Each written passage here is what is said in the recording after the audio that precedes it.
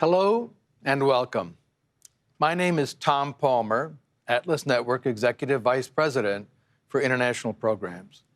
And it's really an honor to be here with you today at the Asia Liberty Forum.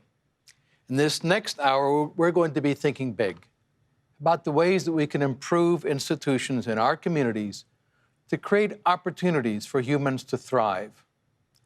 We're going to address what freedom advocates can do to improve governance. As our good friend Gurcharan Das, who is speaking during our closing session today, reminded us in one of his major books, and I quote, "A strong state cannot be a limitless state if it wants to perform its core governance functions with excellence." Now, advocates of liberty aren't anti-government. Instead, we're in favor of limited government that discharges a limited set of duties competently and efficiently. We spend a lot of time on what they should not do, and for a very good reason. But now we're going to talk about how to improve the performance of the important limited responsibilities of government. Governments should protect the people, all of the people, and not just some, from invasion, from criminal assaults, from robbery and fraud, and should provide some core public goods, notably an independent judicial system to see that justice is done, to uphold the law, to adjudicate disputes, and then in addition, some authentic public goods that may be undertaken by governments. Now, I'm joined today by three leaders who have experience, insights, and wisdom when dealing with such reforms. And it's my pleasure today to welcome Deependra Chaulagain from Samriddhi Prosperity Foundation in Nepal, Ali Salman from Prime Institute in Pakistan, and Dharmarajan Dhanaraj from the Center for Public Policy Research in India. So let's start with Pakistan. Ali, you and the team at Prime work across so many issues, from taxes to trade to price controls to the budget and much more. How do you see the prospects for better governance in Pakistan? Thank you, Tom, and thank you, Atlas, for bringing us all together again in this online forum. When we talk about governance and coming from Pakistan, actually, Pakistan is undergoing a big experiment currently. Since 2018, we have this government led by the former famous cricketer Imran Khan, who actually formed the government on the very slogan of better governance, of good governance, and focusing on anti-corruption efforts, focusing on accountability. For last about 2.5 years, his government has followed the program to the extent that some commentators, including me, believe that some of the important economic goals, economic development goals, economic reform goals might have been given a lesser priority than an exclusive focus on governance. And, I wrote an article some time back where I created this binary. If you have limited resources, such as, let's say, political capital, would you spend more on improving governance, or would you spend more on economic freedom? And it turned out that, and also as shown by the history of various countries, but actually, especially from China, that maybe the economic freedom and giving economic opportunities should still be given priority over improving the governance institutions, which takes time, and governance institutions such as judiciary, as you mentioned, should be strengthened. But underlying economic prosperity foundations must be strengthened first. So we must have jobs, more economic development opportunities for all of us, and maybe just an exclusive focus on governance may be counterproductive, especially in countries where democracies are not mature. So I draw this sort of binary between governance and markets. And I argue that maybe markets focus should be given top priority over governance reforms. Now, let me turn to Dhanaraj.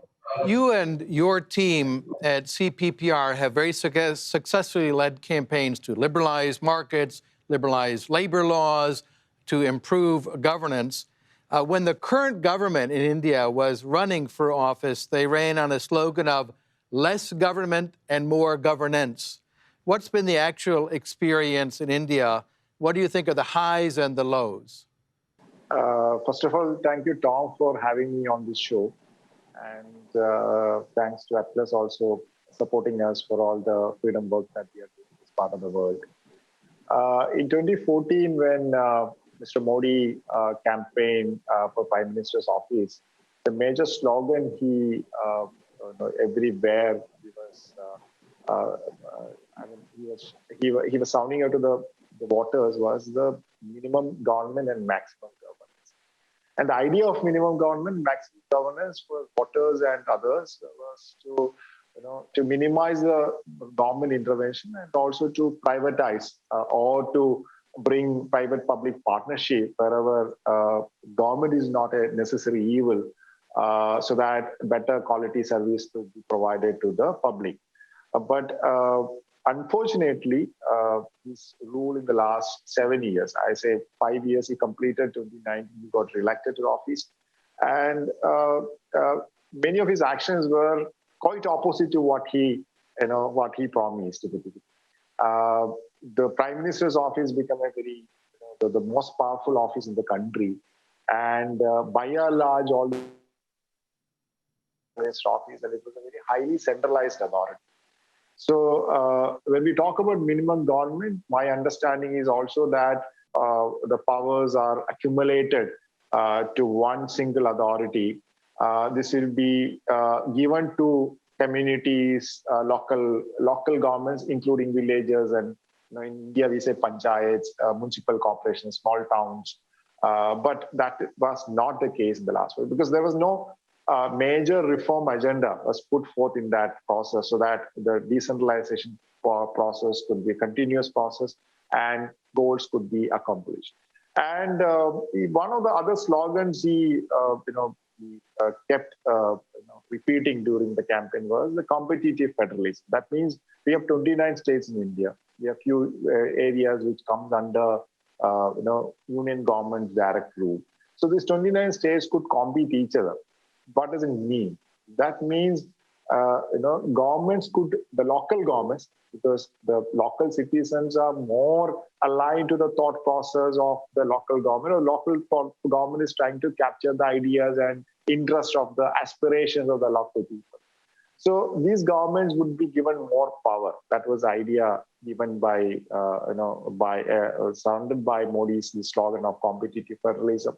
But that is also, I don't see any competitive federalism in this country in the last few years, especially after demonetization. I know that the world knows about demonetization. One fine evening, Prime Minister declared in the national channel, coming on the national TV and say that, you can't use many of the currency notes issued by the federal bank, the national bank. So he didn't even bother to consult. He didn't tell anybody what is going to happen. The poor people overnight found that whatever currency notes that they have, no more, it is worthless. So that is how the decision making are happening in the country. Now, coming to the reason I say minimum government is not rectified the way we expected, because India is also demanding reforms, major reforms in many sectors. That includes reforms in judiciary, that includes reforms in police sector, that includes reforms in elections, electoral board elections and the way we conduct elections. And obviously, we'll also talk about decentralization that I already discussed here. And then we talk about probably privatizing most of the PSUs that are running on a huge loss. But even though the demands are there for many decades, but the expectation was that Mr. Modi will assure a new era of new minimum government and maximum. But none of these reforms, these are the major fundamental reforms I see in this country that should be launched as early as possible so that benefits and the support system would be developed in the immediate run so that larger public would benefit from this process. But none of these things happened in the last 7 years. So whatever promises given by Prime Minister Modi, I think we are a long way away, and we are away from those promises. We are nowhere near to those promises. Thank you. I'd like to turn now to the experience in Nepal. And Dipendra, you're also a longtime trooper in the liberty movement with a great deal of experience. So, like other countries, you're facing COVID, but you've also had earthquakes, blockade, a lot of other problems. How is Nepalese society responding, and how have you at Samriddhi Foundation with our other partners there worked to improve governance? Thank you, Tom. First of all, thanks to Atlas Network and also Bikalpa for hosting this online conference and giving me the chance to speak here. Quite an interesting question, Tom.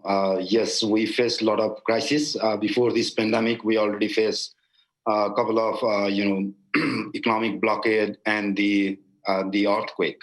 But during those crises, also, our government presence was very less in terms of serving the people. That's quite unfortunate that government is not being able to deliver what they supposed to deliver in this time as well. I mean, during the pandemic never has been the major subject of discussion within the government, because our government is. There are multiple times of cabinet reshuffle, and still there are cases going on within the political parties, and we are expecting there will be new governments in coming days, which is sidelining this pandemic and this type of crisis. But at the same time, there are private sector people, and there are people from community organizations and other like-minded think tank who are working, and who are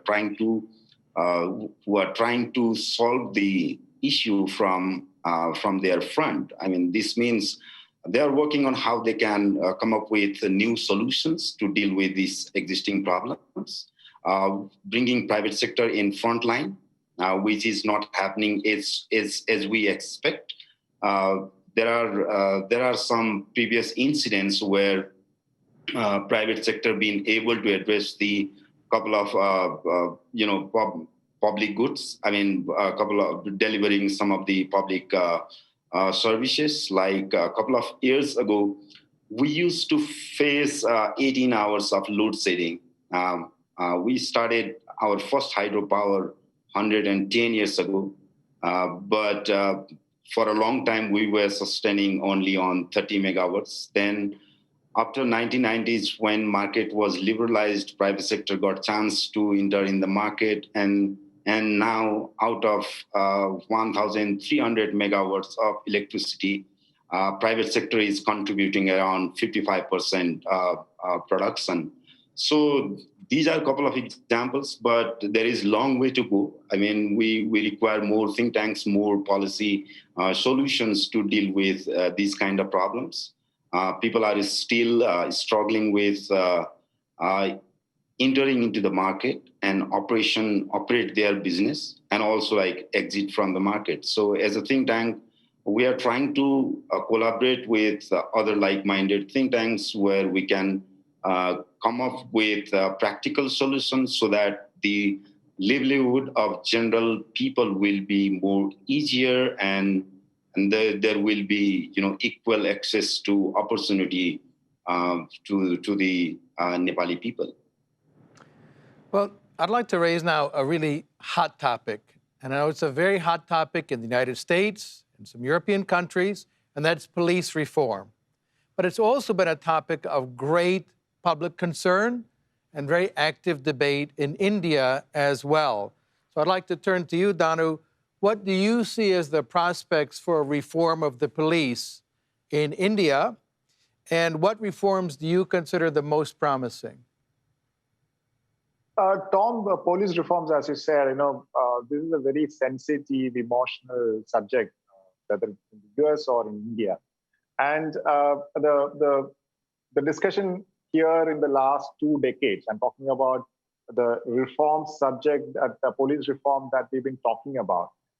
It started in 1996 when one police officer, even though that is there in the public domain, but the critical step was taken by a retired senior police officer, 1996, when he filed a suit in the Supreme Court, the highest judiciary, asking for reforms. So it's also surprising that Supreme Court took almost 10 years to come to a verdict in 2006. From 1996, so many rounds of hearings and counters and all. And finally, they given a verdict in 2006. But even after 15 years, now we are talking 2021, most of the steps advocated by or advised by the Honorable Supreme Court of India is not taken into practice, not even by the government of India or by the state governments. That's the issue I'm talking about. Some of the recent studies, one of the issues with the police reforms, one of the issues with the police Raj, we say the police Raj in India, taking the cue from the colonial system, and the Raj is, most of the times, in simple terms, FIR is not lodged, or the investigation is not properly conducted. The innocent people are convicted, or they are jailed without any proper due procedure. And sometimes the justice is also delayed because of the lack of evidence or lack of proper investigative process that was carried out during the whole process. So there are thousands of people are in the prison, and at the same time, we are all freedom lovers. So when you are advocating freedom, liberty, obviously you are at times, you are going against the interest of the politicians or the political leadership and the government. So there is always a threat in India these days that you could be jailed, you could be taken to prison, and there's no due procedure. So that is where the police reform starts, because the system should be accountable, system transparent, and system should be there should be integrity in the system. And the way they appoint police officers, whether the merit is the principles of one of the reasons for the appointment, or whether there's any grievance redressal. This is one of the reforms that Supreme Court said. There should be police complaint authority. If you have any grievances, there should be a counterpart. There's a body to hear the grievances and to correct the system. None of these things are taking place. So one of the recent surveys I was going through, they say that around 56 to 60% of the Indian public, they don't trust the police and the institution. So what kind of rule of law we are talking about? Because at the end of the day, the poor, the lower strata of the society, they are at the receiving end because of the police Raj in the country. So there are so many reforms. The reforms include institutionalize the process. It should be independent of the political leadership. It should be at the whims and fancies of the current the leadership of the government. The police officer should be able to take the right step and the right. They should have their wisdom to decide on what kind of investigation should be conducted. They should be equipped. They should have power, but there should be a proper framework to carry out all these processes. That is also the reason I say it's not only the police reforms, it's also about the judicial reforms. Because once police reforms is there, then the problem would be all these cases will go to judiciary, and if the judiciary takes 30 years, there is a problem. So, there are a lot of steps to be taken up in the police institution, reforming the institution of police, and then we should also have reforms in the judiciary. That's what my take on this. So, Danu, what you're suggesting then is you can't have effective police reform if you don't have reform of the judicial body that's responsible for supervising and making sure that the reforms are enacted. So that leads me then to ask the questions about the judicial reform. And Ali, in Pakistan, there's a long history of a very strong judiciary, very active lawyers and judges. You've suggested in some of your writings that the Pakistani judiciary sometimes has used power, maybe going beyond legitimate function to intervene in election matters. intervene in economic management, in administrative matters about education, public health, and so on. What roles do you see for a proper judiciary in Pakistan? How can it be reformed to be an effective instrument of justice in society? Yeah, thank you, Tom. And you are absolutely right. This is an interesting part of the judicial activism which we are seeing in Pakistan for last about, I would say, about 15 years, when there was this movement for restoration of former Chief Justice through actually a public movement, which was supported by lawyers, civil society, media, and ultimately politicians, and which led to restoration who was of a former Chief Justice. And that was a moment which was a pivotal movement, a moment for Pakistani judiciary, especially the top judiciary, to exert its power, not only in the administrative affairs of the country, but also in the political affairs of the country. I mean, in last 10 years, I would say they have actually fired 2 prime ministers, which were otherwise not going out through electoral, legal, normal legislative means. And they have undone some international investment contracts, as a result of which the foreign investors, including also local investors, have shied away from Pakistan. And while some of their actions may be seen very popular, we have seen that judges have developed a special knack for media, for instance. They seem to have developed special rapport with media headlines and the tickers on the TV screens every day. They are not focusing on the core function of judiciary, which is to provide rule of law in an efficient and a transparent manner. So I would like to see, in terms of governance reforms, Pakistani judiciary to go back to its original mandate, which is to provide the rule of law and do justice, and also provide justice, at the lower level of judiciary, not just the top level. And especially, I think 2 or 3 areas are in dire need of reform. So first of all, I would like to mention contract enforcement reforms. The business, when they go into disputes, have to fight for years and years endlessly in court battles, trying to settle their disputes. I know a mining entrepreneur, and I wrote an article about him, who filed a case against a government company for recovery of charges about 14 years ago. And till today, he has not got his rights. And his business was shut down, and he never got his money back. And the signal which went to the entrepreneurs and investors, at least in that area, was, okay, never rely on the contract enforcement of the institutions for which the judiciary plays a very important role. And I think they are failing in that.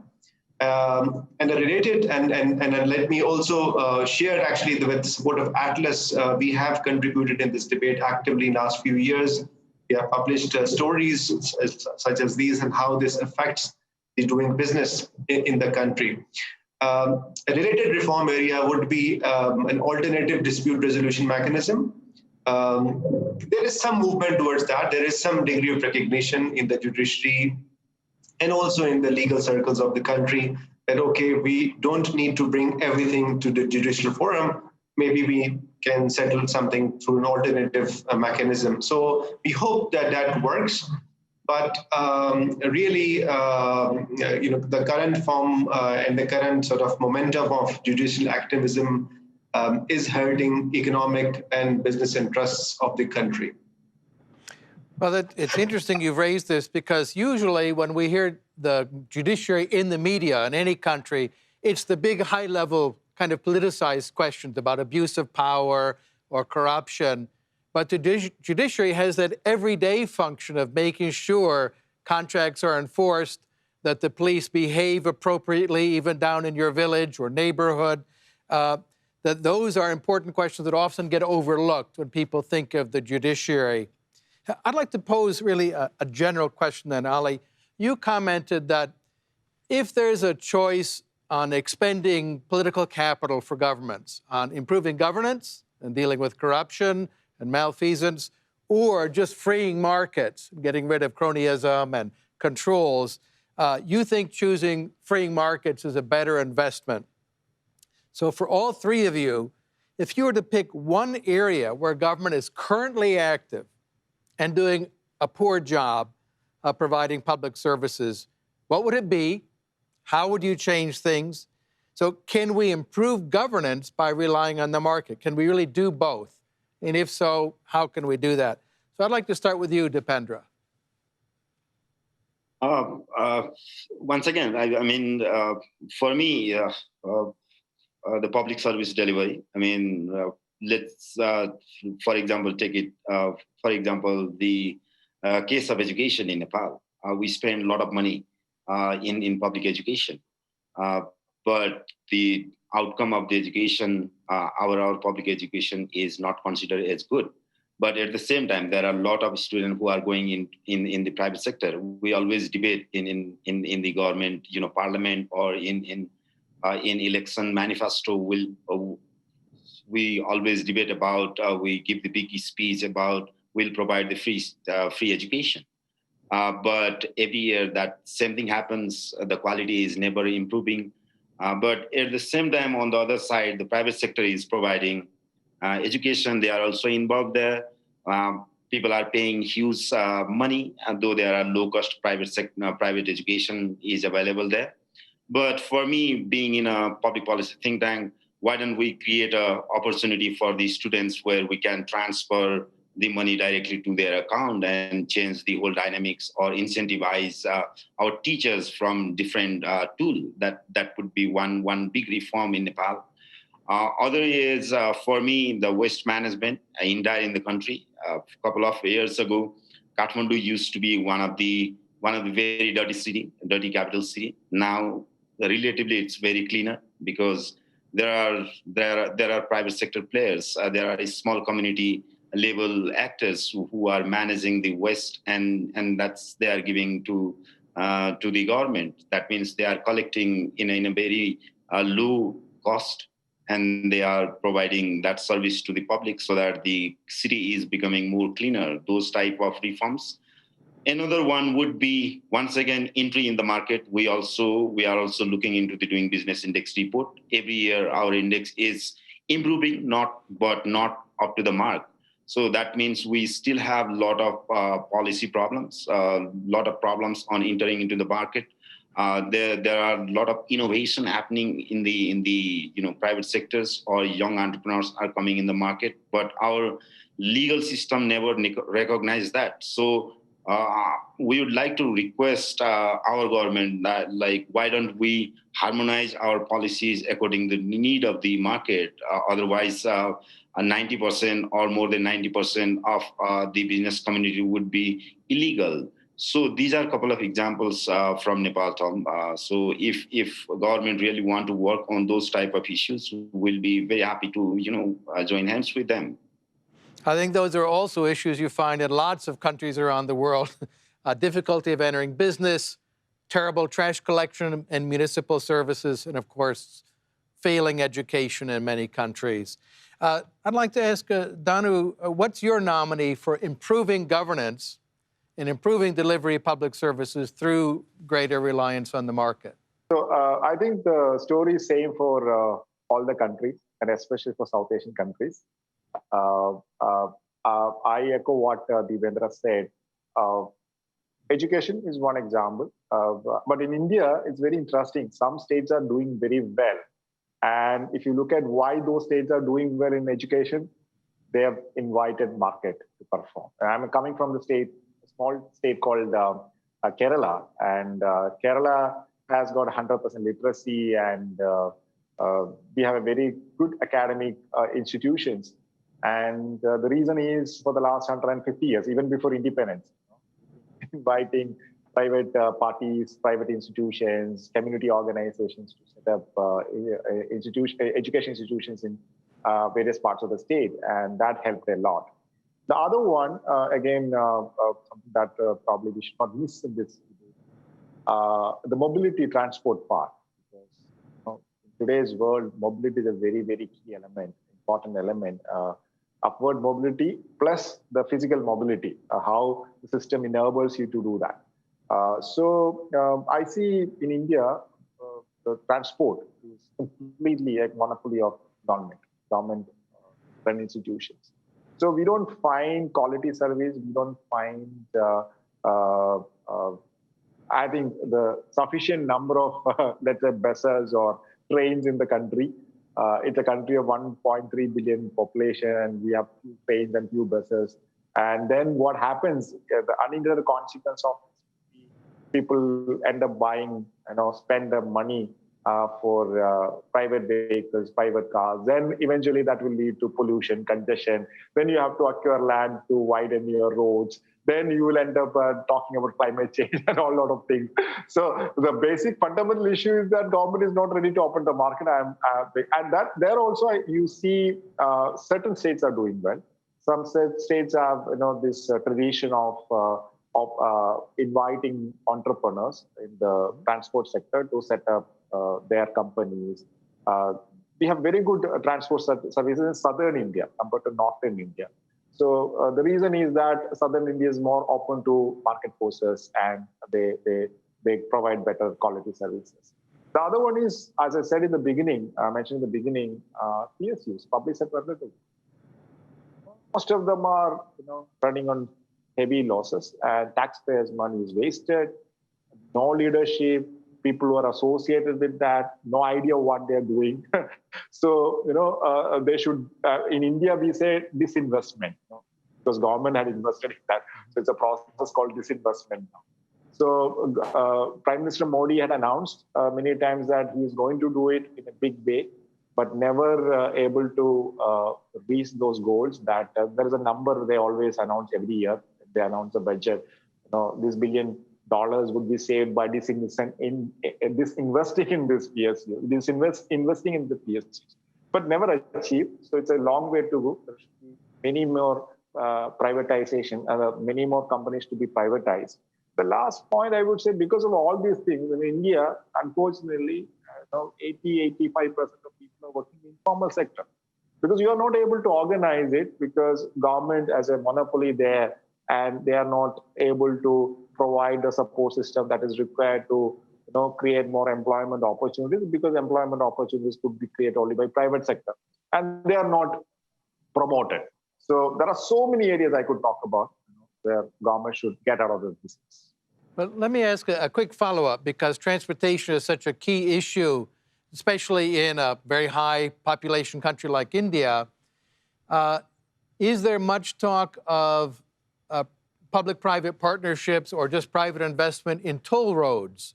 Because technology has advanced so rapidly that you don't have to stop and pay money anymore. It can be charged to you when you just pass through and the camera reads it. Has that been a topic of discussion in India? No, that is implemented, Tom. That's implemented in India. I mean, credits to the Modi government. There's one minister.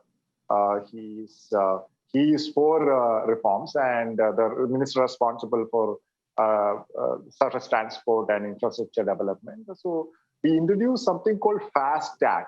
This is a whenever you enter a toll booth, you don't have to pay manually. Instead, the system reads the code and it recovers money from your account. So that is done. But the point I'm making is, toll, that's one of the major reforms, I could say. And public-private partnership is there, private participation. Only private parties are also doing it. But the point I'm making here is, you need more, buses. You need more trains, because otherwise your toll booths will be empty, right?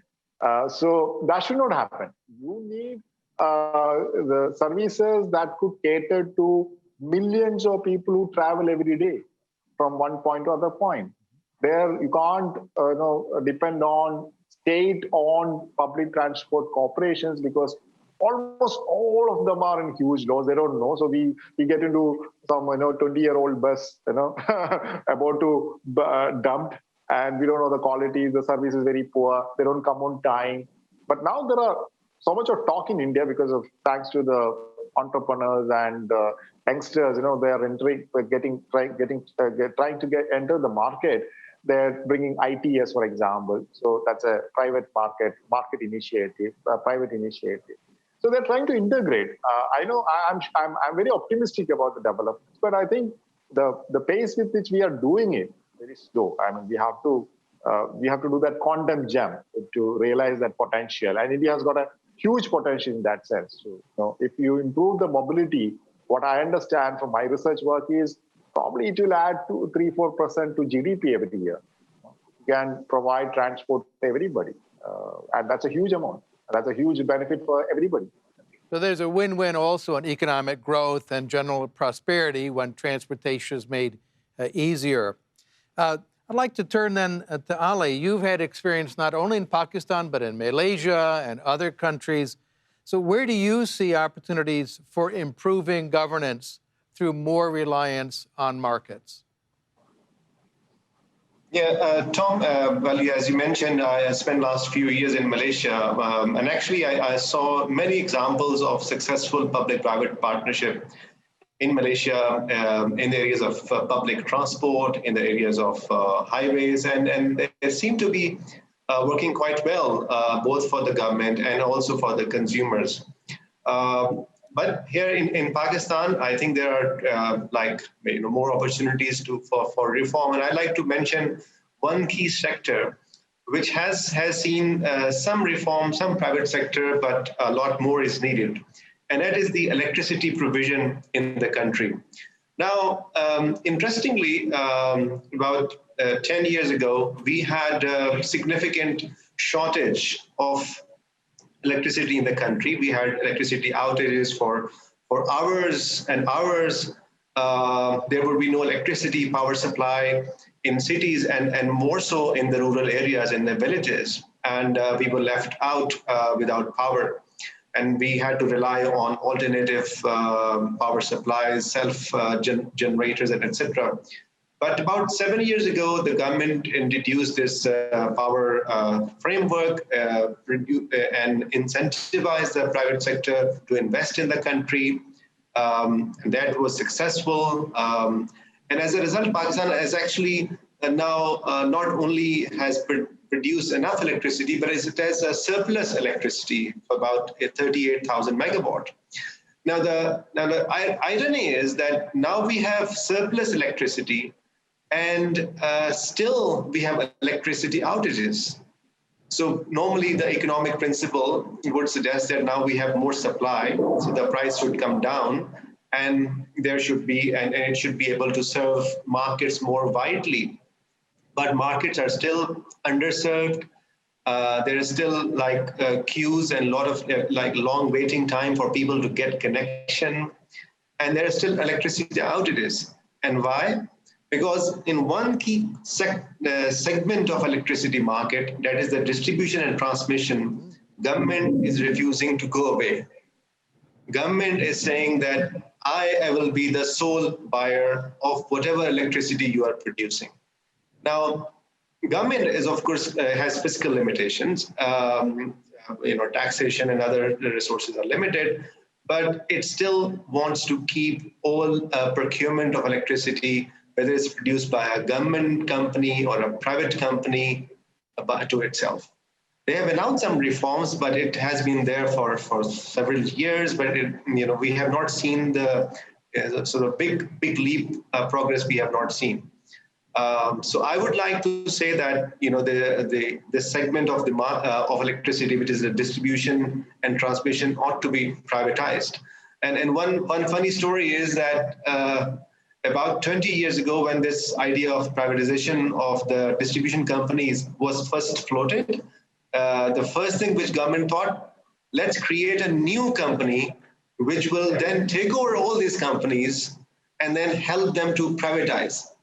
And the mandate of that central company was for 2 years. Imagine what? all those distribution companies still remain under state control. And that company, which was supposed to be last only for 2 years, already is there for last 20 years. So we have added more state-owned companies in the power distribution and transmission sector. We have successfully managed the generation. We have more than what we need, but we are not able to supply to our consumers.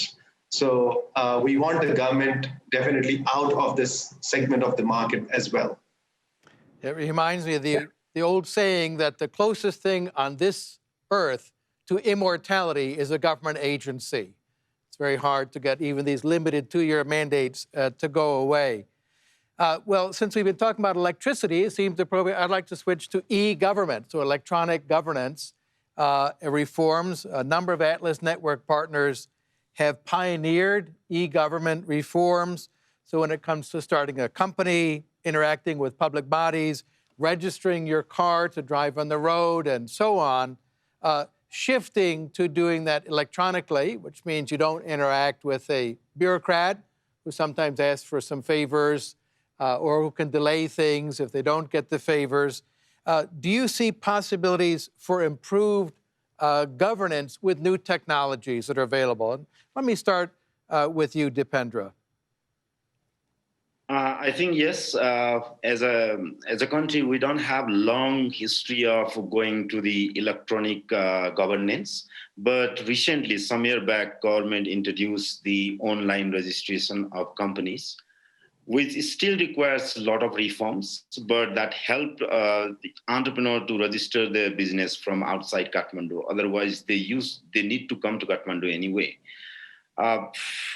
Unfortunate thing is, though there are, the government bureaucracy is still there. Sometimes, when you register your company, you need to come to pick the original certificates from the office. That I don't know why they require, but that's the one point when they can interact with the client. I mean, with the general citizens, and there I can see some opportunity for them to take extra money. I mean, the facilitation charge, or it's a bribe. So those kind of issues need to be dealt out. Otherwise, we are going on very successful way in that terms. Another is government is planning to already launched, still under trial, but government already launched citizen mobile application where they are supposed to provide a lot of public services, including paying tax, because as of now, we have to spend around 238 hours to pay annually to pay our taxes, and which is not very good in a very poor country. And government is planning to launch that. They are under trial phase, so hopefully that will help. But for me, as I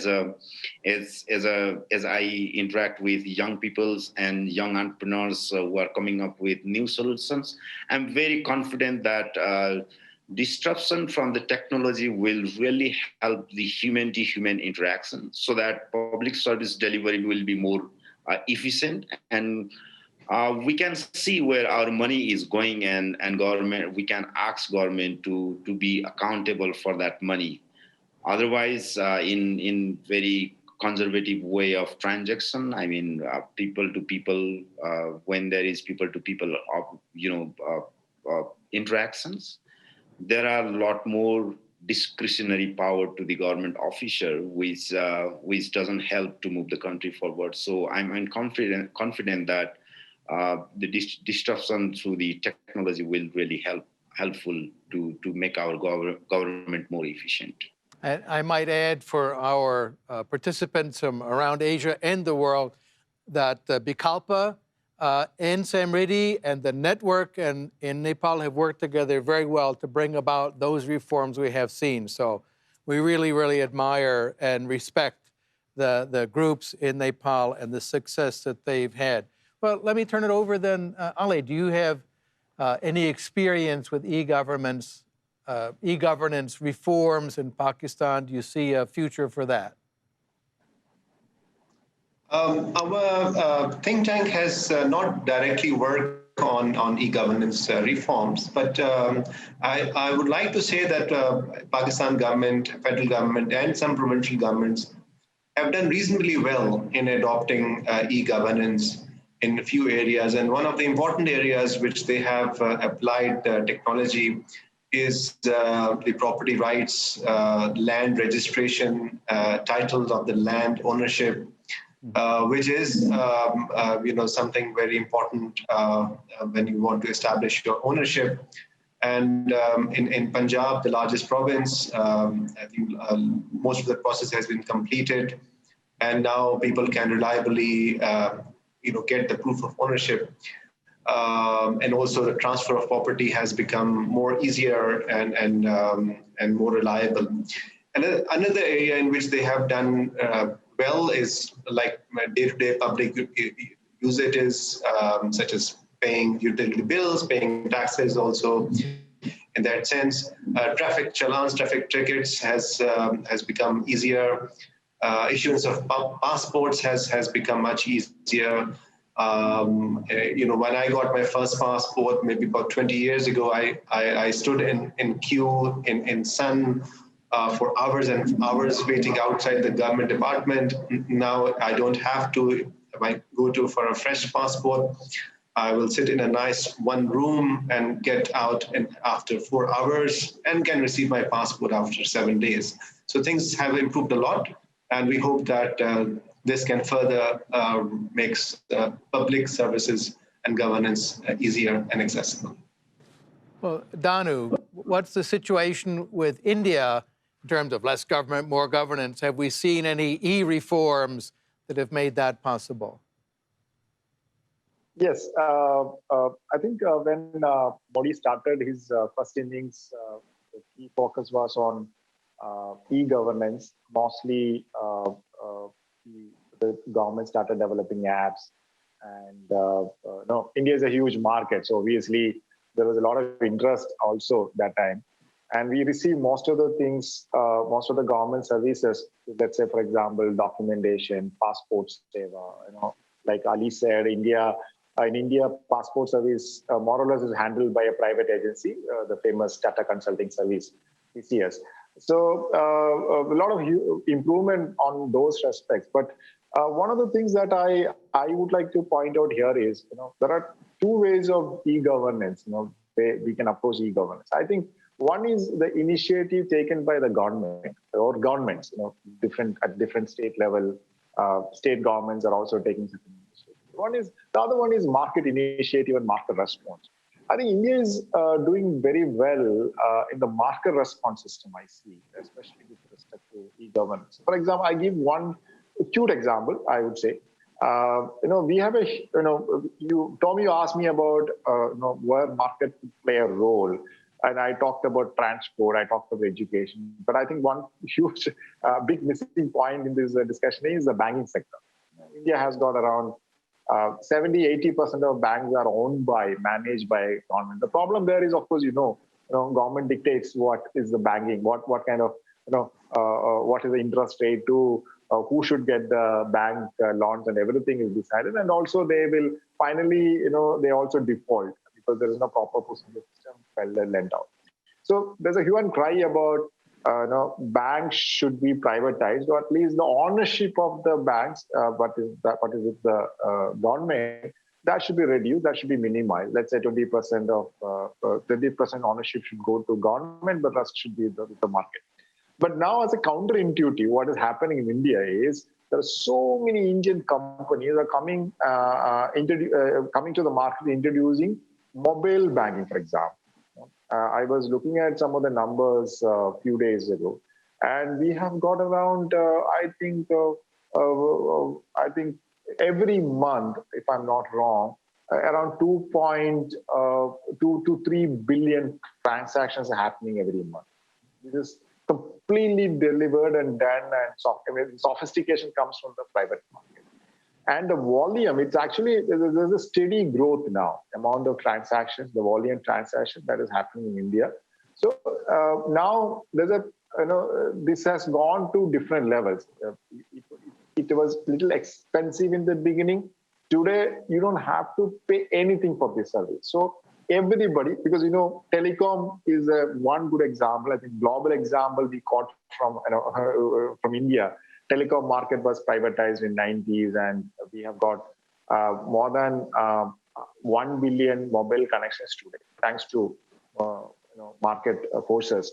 So now the market, what we achieved and accomplished in the telecom market is largely leveraged by these market forces coming to the fintech market. Fintech market is your financial solutions are offered by the tech companies. So I see poor in the country, those who are working in the informal sector. If you are Tom, if you're coming to India, the street vendors and dabas on the street, they will show you the Paytms, and this is an Indian company which does the one of the leading companies, I would say, not the leader in the market. They will show you the Paytm QR code, and you can it could be 1 rupee. That's the smallest denomination we have in India, to billion rupees. So it's very much possible today, and that is because of the market intervention and probably the adoption of the market by the private company. So I see the e-governance are happening at different levels. It's not only by the initiative by the government, but the government has set the ecosystem right so that these companies could grow. And I think we could probably see some of the global leaders emerging from India in the next few years. That's my anticipation. That's my assessment about the sector. So that will be, that will be replicated in elsewhere in the world also. Well, that I have to say is quite exciting. I'm looking forward to being back in India and Pakistan and Nepal, and to seeing the emergence of these new institutions to facilitate trade. Now, I'd like to begin to wrap up this particular session and ask a kind of big question. What encouragement would you three, as veterans of this movement who have been doing so much for so long, what encouragement would you offer to new partners, new groups, new people joining staffs, new people thinking about projects and setting up organizations who are working to secure peace, justice, equal liberty for all, and prosperity? So what should we take away as an encouragement? Ali, I'll start with you. Thank you, Tom. I think this is, based on my experience, I would say don't start with a project, start with the institution building first. So when we have, when we start think tanks, we normally have temptations, and I have lived through it, and I'm sure my other friends have also experienced that we are tempted to start a project. And once a project starts, of course, it has to also end. Our focus, especially in the initial couple of years, tend to focus on project delivery and not an institution building. And many times, I think we face challenges in running the institutions in terms of operations. And that's something I would advise to my younger friends, that when you're starting a think tank, think about next 2 to 3 years as an institution. You could be just 1 or 2 person institution, that's fine. But I think you have to sustain yourself first. And time will come when you also get to know new opportunities, new projects, new grants. I think spending the right amount of time in first couple of years in institutional building, in mentoring, in training young people, in building systems is extremely important. So invest that time right, and then the focus on the projects. I remember well when you set up Prime, and what an undertaking that was, how much labor and love went into it, and now it's impressive to see what has come of it. Danu, what words of encouragement would you offer to someone who's thinking, I want to be like this person and do what they're accomplishing? I see there are so many opportunities around us. If you believe into spirit of freedom and liberty, I see every other incident that you read, every other experience you go through. I say there's a long way to go to accomplish those goals. So if you are passionate, if you are driven by that understanding about freedom and liberty, I think you are in the right space. Only thing is you should have the endurance, because nothing is going to change overnight. It may take months, years, decades. That's a continuous struggle. So that endurance is very important. That endurance comes, I mean, I've seen from my colleagues and my last 17 years of journey in this, in this freedom struggle. I see it comes from the passion, and it is your commitment. And like Ali said, of course, you should sustain yourself. That is first thing. But otherwise, I think you find like-minded individuals, like-minded institutions everywhere. I see, and you don't have to get into hundreds of things at a time. You have to choose one or two topics and see whether I could accomplish. Because at the end of the day, I see even the small step, you can make those changes in the community you belong to. That's a significant step, and you should be so happy about it. And you will be you will get acknowledged for that.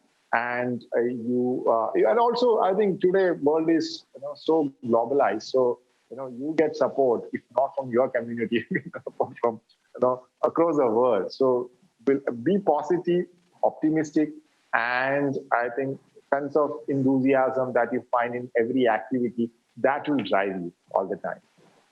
It's been impressive seeing what you've done, and particularly go back in time, think about Kerala, which did not look like the most promising place for liberal reforms, with a long history of socialist government, and what you've accomplished recently with liberalizing shop hours and giving women the freedom, securing the freedom for women to be able to work in the market. It's just really impressive and a payoff for long efforts. Well, Dipendra, you've also been involved in this. Samriti and our other partners in Nepal have done such great work. Tell us, what's the encouragement, what lesson would you like to impart to people who are beginning this journey? I completely agree with Danu and Ali, what they said previously, because we work together, we face similar kind of problems within the organization, and we enjoy the similar kind of success within our organization. So I completely agree with them. Just few things. I mean, first, let's try to be passionate about it. It's not just the project; it's a mission. Promoting freedom is not only the project, but it's about mission. And also, let's try to set up our foundations first. What kind of principle that we want to follow and where we want to head. As Danu said, let's try to limit ourselves as well. Sometimes we try to scatter ourselves doing so many things because there are a lot of things to do. So let's try to build up our action plan, at least for for 2 years. So we will be doing this and that. Also, let's be open to cooperate with or collaborate with like-minded people around our community and around our country, and even in the region. There are a lot of great works that has been happening outside. Lastly, our friend Rainer Hofer from CIPS always says that, and even they take themselves in their mission, let's try to connect with livelihood of the people. Let's try to be human, and let's try to be realistic, because we are not the people who are only talking about populist ideas. We are the champions of freedom. Try to connecting peoples. That's it. Well, I think there's some very serious takeaways here. Get the analysis right. Make sure you've got the facts and the analysis correct. You need the passion to implement the changes that need to happen, and you need the persistence to build the institution that can carry it out. And these are really powerful lessons for all of us. And I'd like to wrap this up by thanking three expert panelists for your participation, and not just you, because people all know there are teams who work with you, and those team members are doing such important, such impressive things. You continue to inspire. Thank you. Thank you very much for what you are doing to liberate not only the people in your countries, but all of the world, all of Asia and all of the world who benefit from greater liberty and greater prosperity in your countries. Well, we're going to take a 15-minute break. At the end of it, please join our President, Matt Warner, for our breakout session, Instead of Aid, Why Not Trade? Thank you for joining. See you soon.